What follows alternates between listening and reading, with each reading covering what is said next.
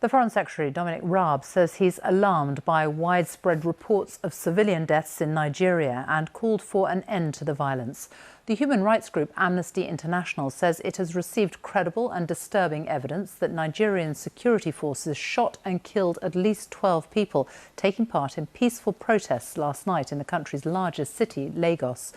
For weeks now, there have been demonstrations against police brutality across Africa's most populous country. Protesters accuse the now disbanded Special Anti-Robbery Squad, or SARS, of torture. Nigeria's president has appealed for calm while the army has denied any involvement. An indefinite curfew has been imposed on several regions, including Lagos, from where our correspondent, Mayeni Jones, sent this report. A city in chaos. Across Lagos, buildings have been torched and sporadic clashes have erupted.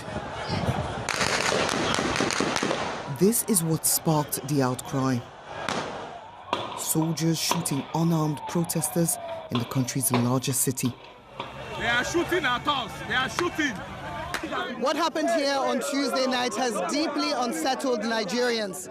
This is not the first time the army has been accused of shooting innocent protesters, but the fact that it happened here in what was one of the most peaceful protest sites in EndSARS has ignited an already volatile situation.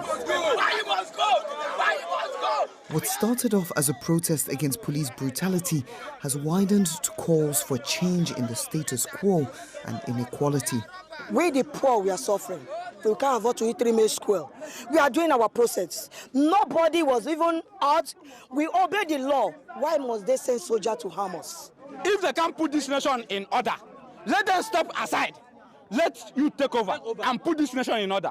We need a betterment of this nation. They should fix our economy. They should be accountable to us.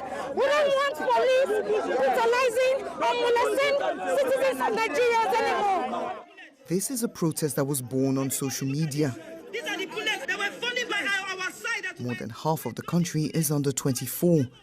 Last night's events were broadcast online, and the EndSARS hashtag has galvanized support. I would say Nigerian government, you guys are a shame to the world for killing your own citizens, sending military to the street to kill unarmful protesters because they are protesting for their rights. It's uncalled for. Nigeria has been a dictatorship for almost half of its life as an independent nation. Many of its citizens worry Tuesday's events echo the dark days of military rule, and they're determined to make sure that doesn't happen. Mayeni Jones, BBC News, Lagos.